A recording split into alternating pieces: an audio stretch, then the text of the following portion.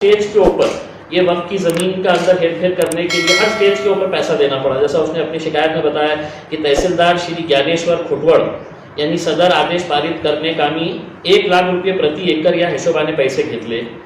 तहसीलदारच्या आदेशानंतर श्री विश्वास व इतर अधिकाऱ्यांची नावे कमी झाली। त्या कामीसाठी तलाठी व मंडल अधिकारी यांनी 10,000 रुपये घेतले। मतलब किन किन लोगों ने कहाँ कहाँ पर है तो ये पैसा लिया।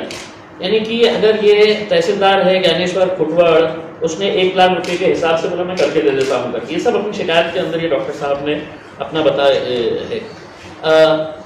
तो वहाँ पर वकील साहब को जब बोला गया, वकील साहब ने बोला कि आपको 15 लाख रुपये देना पड़ेगा इसके लिए। तो ये बेचारा ऑलरेडी करोड़ों रुपये खर्च कर चुका था मतलब, तो उसने बोला कि यार भाई 15 लाख रुपये में अगर मुझे एनओसी मिलती है तो मैं 15 लाख रुपये दे देता हूँ करके। तो उसने फिर वकील के साथ निगोशिएशन किया कि भाई 15 बहुत ज़्यादा हो जाते हैं करके।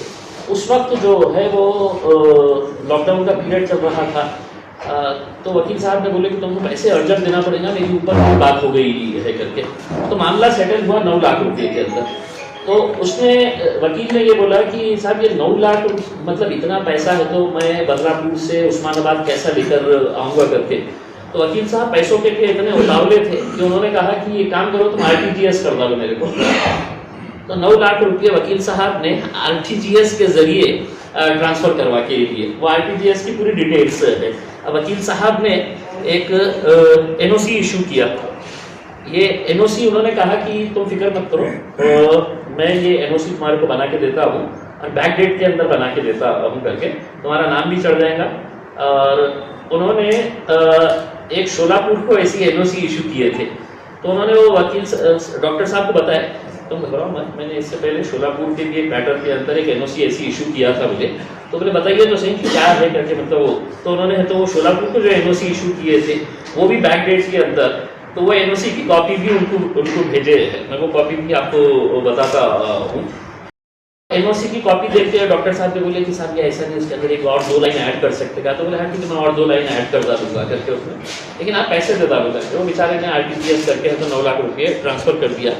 और उन्होंने ये एनओसी इशू की। वकील साहब ने, उस्मानाबाद के रहने वाले वकील साहब ने, जिनके बारे में मुझे बताया गया है कि बहुत ही मोतबर शख्सियत है, तो मैं उनके पूरे डिटेल के अंदर इस वजह से नहीं जाना चाह रहा हूँ कि एक मरतबा थोड़ा सा ये मामला कल की मीटिंग हो जाती है, उसके बाद मैं बताता हूँ। तो वकील साहब ने ये एनओसी इशू करने से पहले वो डॉक्टर साहब को बोले कि भाई मोबाइल बंद कर दे तो बेहतर हो। तो वकील साहब ने बोले कि साहब ये मैं शोलापुर के लिए भी ऐसी एनओसी इशू कर चुका हूँ करके, और वो भी बैक डेट के अंदर इशू किया हुआ हूँ। बोले तो आपको भी मैं बैक डेट के अंदर करके दे देता हूँ करके। ये शोलापुर को जो उन्होंने एनओसी इशू किए थे, ये सिकंदर लियासत शेख खंडवी तालुका बर्शी जिला शोलापुर, इनके लिए है तो इन्होंने एक एनओसी इशू किए थे करके। अब वो एनओसी इशू करने के बाद इन्होंने बोले कि आप मेरे 2 लाइन और एक्स्ट्रा ऐड कर दीजिएगा। बोले ठीक है। अब ये वक्फ बोर्ड का लेटर हेड है, ये वक्फ बोर्ड का लेटर हेड है, ये वक्फ बोर्ड का स्टैम्प है, और ये मुख्य कार्यकारी अधिकारी महाराष्ट्र वक्फ बोर्ड। अब ये लेटर जो है उन्होंने इशू कर दिए है। ये बंदा खुश हो गया कि चलो भाई मेरे को एनओसी मिल गई है। अब ये बम्बई गया, वापस बदलापुर के अंदर पूरे फाइल डॉक्यूमेंट्स सब लेके गए। अब बोले मेरा नाम चढ़ जाएगा इसके ऊपर। वहाँ पे जाने के बाद तो उनको किसी ने बताया कि यार इसके अंदर मुझे कुछ भी बराबर नज़र नहीं ये हो रहा है करके, क्योंकि इन्होंने ये जो एनओसी इशू किए हैं वो तकरीबन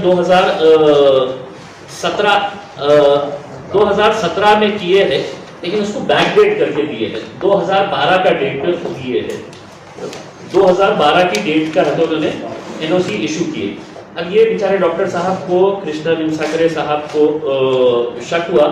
उन्होंने आरटीआई के अंदर वक्फ बोर्ड से डिटेल्स मांगी कि ये जो एनओसी इशू हुई है इसके बारे में जानकारी दो। तो वक्फ बोर्ड ने माहितीचा अधिकार नियम ये कब दिए हैं उन्होंने? 27 नवंबर 2020। 27 नवंबर 2020 को उन्होंने आरटीआई वाली वक्फ बोर्ड के अंदर, वक्फ बोर्ड का जवाब क्या आया है सुनिए। विषयाचे अनुषंगाने संदर्भीय अर्जान्वये माहितीच्या अधिकार अंतर्गत आपण मागितलेली माहिती बाबत कळविण्यात येते की हे जे पत्र क्रमांक आहे महाराष्ट्र राज्य वक्फ बोर्ड 10/269/212 चे पत्र खोटे व बनावटी असून त्याची प्रत या कार्यालयात नहीं। 27 नवंबर को आरटीआई के जरिए वक्फ बोर्ड ने ये बोला कि ये जो एनओसी आपको इशू की गई है ये खोटी है, बनावटी है। अब ये अगर वक्फ बोर्ड को अगर ये मालूम है कि ये एनओसी खोटी है, बनावटी है, लेकिन लेटर हेड हमारा है, सिग्नेचर हमारी है, स्टैम्प हमारा है, तो 27 नवंबर के दिन इन्होंने जवाब दिए। 28 नवंबर के दिन वक्फ बोर्ड का सीईओ जो भी था, वक्फ बोर्ड का जो लीगल सेल का हेड जो भी था, उसने है तो इमीडिएट जाके पुलिस स्टेशन में शिकायत दर्ज करवाना था। ये मैटर मैंने जब इससे पहले जो मीटिंग हुई 26 तारीख के दिन वक्फ बोर्ड की, 26 तारीख थी, मैं हॉस्पिटल के अंदर एडमिट था, जो पहली मीटिंग थी, तो वो मीटिंग के अंदर मैंने है तो ऑनलाइन मैं हॉस्पिटल से है तो वो मीटिंग अटेंड किया और मैंने उनको बताया कि सर ये एक मैटर सामने आया है जिसके अंदर आपने खुद ने लिख कर दिया है कि ये बोगस है, ये बनावटी है करके, तो इसमें एफआईआर क्यों नहीं रजिस्टर किया। और मैंने उसी दिन बोल दिया कि आप एफआईआर रजिस्टर नहीं करेंगे क्योंकि ये 9 लाख रुपये अकेले वकील साहब ने खाए हैं, ऐसा नहीं है। वकील साहब ने अपना हिस्सा जो भी है, वक्फ बोर्ड के भी जो भी कर्मचारी इसके अंदर शामिल है उन लोग के पास भी गया होगा, बोर्ड के किसी मेंबर के पास गया होगा करके, तो ये एफआईआर रजिस्टर नहीं हो सकती है करके। अब ये इसका नतीजा ये हुआ कि जिस दिन मैंने मीटिंग किया, उस मीटिंग के फौरन बाद ये जो वकील साहब है उस्मानाबाद के, उन्होंने डॉक्टर साहब को फोन किया और बोला कि साहब आपके पैसे मैं वापस कर देता हूँ, आप इम्तियाज जलील के पास नहीं जाना करके। अब उन्होंने 2 डेट दिए हैं कि साहब मैं आपके पूरे पैसे वापस कर देता हूँ करके, आप कुछ करना नहीं, अपनी दोस्ती है, रिलेशन है, सब है करके, उसमें मैंने इशू कर डाला, मेरे से जो भी हुआ होगा करके, लेकिन मैं आपको पैसे दे देता हूँ। ये डॉक्टर को मैंने ये बताया है कि आपके सिर्फ 9 लाख रुपये नहीं है, जो ट्रस्टीज है उन्होंने 1 करोड़ रुपया लिए है, वो पैसा भी आपको लेने का है करके। अब कल के दिन हमने ये मीटिंग के अंदर के मैटर हम दोबारा उठाएंगे और इसके अंदर हमारी जानकारी के हिसाब से वक्फ बोर्ड के 2 कर्मचारी है जो इस तरह के बोगस एनओसीज इशू करने में उनका बहुत बड़ा हाथ है। ये बंदे ने पूरा डिटेल्स कि कहाँ कौन से बैंक अकाउंट्स के अंदर मैंने पैसे दिया है, आरटीजीएस से 9 लाख रुपये अगर दिए हैं, आज नवंबर में अगर ये बोल रहा है वक्फ बोर्ड अपने लेटर हेड के ऊपर कि साहब ये बोगस है, तो 4 महीने से वक्फ बोर्ड खामोश क्यों है? खामोश इसलिए है कि हिस्सेदारी के अंदर उनका भी ये मिला है, तो एक रैकेट चल रहा है। और मैं तो मुझे पूरा यकीन हो गया है कि ये जो शोलापुर की एनओसी वकील साहब ने दिए थे, ये शोलापुर की एनओसी भी 100% बोगस है। अब हम ये मांग करने वाले हैं कि पिछले कुछ सालों के अंदर जो एनओसी जहां पर भी जो इशू किए गए हैं उसकी कॉपीज हमारे पास भेजिए, हम उसको वेरीफाई करेंगे कि ये सही जेन्युइन है या इस तरह का ये मामला है करके इसमें। अब ये लोग साहब ने तो शोलापुर वालों साहब ने क्या किए हैं, नाम अपना चढ़ा लिए है या नहीं चढ़ा लिए है करके, मतलब इसके अंदर वक्फ बोर्ड के अंदर जो सिग्नेचर्स, जो दोनों सिग्नेचर्स जो करीबी है, इनका बोलना ये है कि ये अनीश शेख साहब की सिग्नेचर है करके, लेकिन 2012 का बैक डेटेड देते वक्त वो वकील साहब को ये नहीं समझ में आया कि 2012 में सीईओ कौन थे। उन्होंने आज के सीईओ की सिग्नेचर देखे कैसी है करके और उन्होंने अपना मार दिए है करके। तो एक बहुत बड़ा एक मैं समझता हूँ कि एक रैकेट इसके अंदर है और हम कल वक्फ बोर्ड के अंदर डिमांड करेंगे कि ये वकील साहब के ऊपर एफआईआर रजिस्टर होना, तो पूरी की पूरी चेन समझ में आएगी कि किसने ये लेटर हेड बनाया था, ये स्टैम्प किसने बनाया था, ये सिग्नेचर किसने मारी है करके, ये पूरी चेन बन के आएगी। और अगर वो नहीं करते हैं तो हमने ये डॉक्टर साहब को बोले हैं, डॉक्टर साहब थोड़े से आगे पीछे हो रहे हैं, बेचारे मियाँ बीवी दोनों भी डॉक्टर हैं, उनकी पूरी फैमिली डॉक्टर की है, ये थोड़ा सा ये है कि सर हमको प्रॉब्लम में आएंगे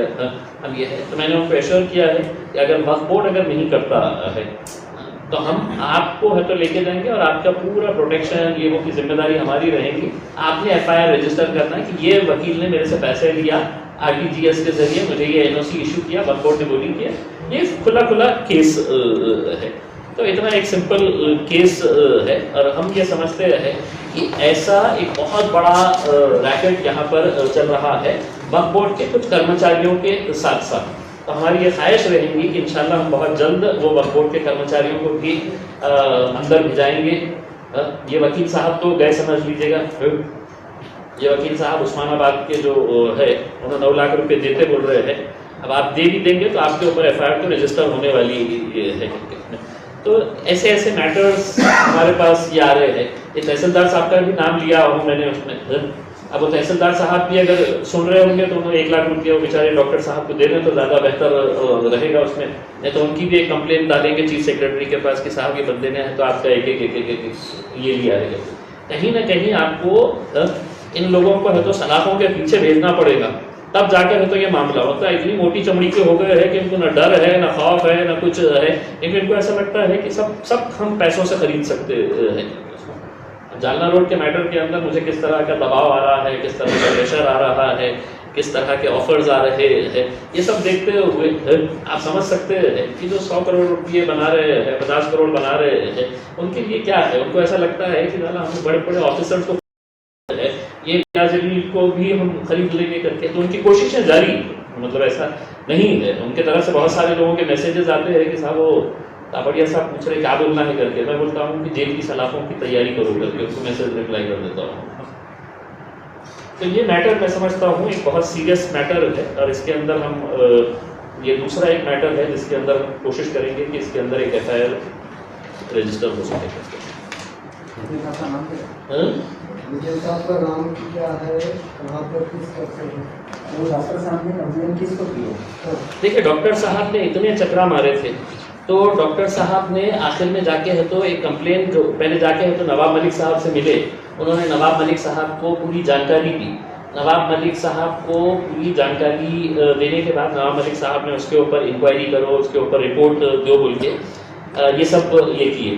ये कब की बात है, ये नवंबर 2020 की बात है कि नवाब मलिक को साहब को इन्होंने जाके है तो सब दिए। नवाब भाई ने है तो मतलब उसके ऊपर लिखे कि इसके ऊपर इंक्वायरी होना चाहिए, CEO को दिए, एडिशनल सेक्रेटरी को दिए कि इसके ऊपर रिपोर्ट सबमिट की जाए करके।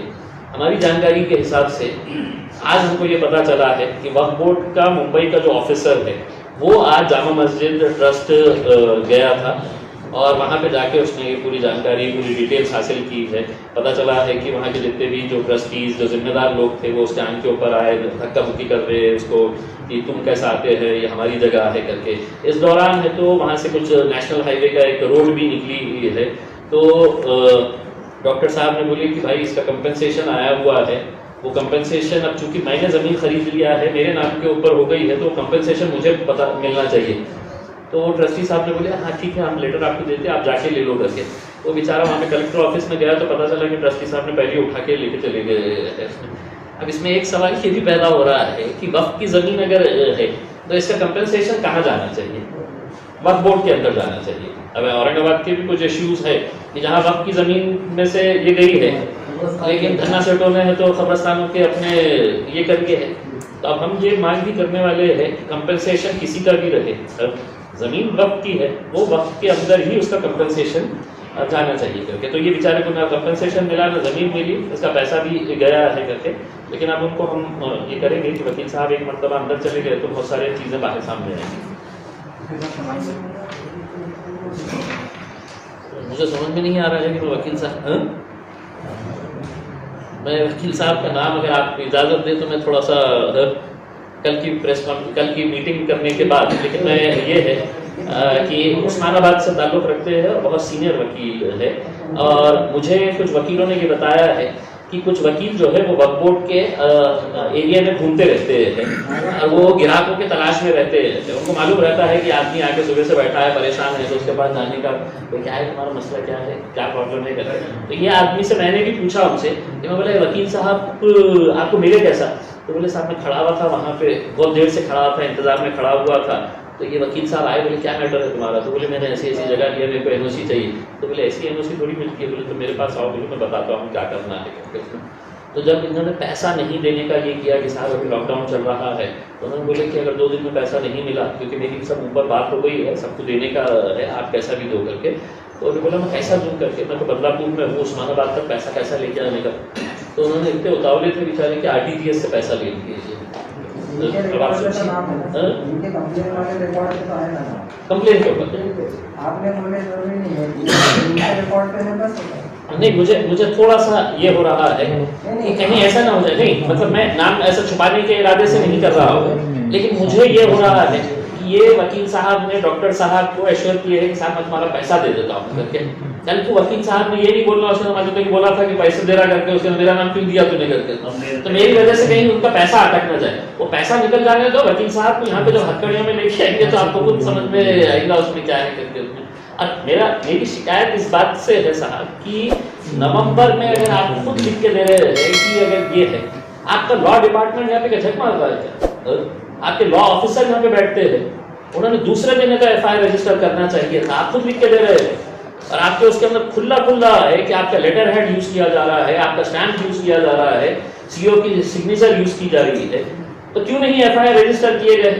ये किसी छोटे बच्चे को भी पूछ लिया तो समझ में आएगा कि नहीं साहब मेरा भी हिस्सा आया था ना, उसके अंदर मैं कैसा दूं करके, ठीक है। मैं ये कॉपीज आपको दे रहा हूँ, ये जो एनओसी इशू की गई है और जो आरबीआई का जो रिप्लाई आया है जिसके अंदर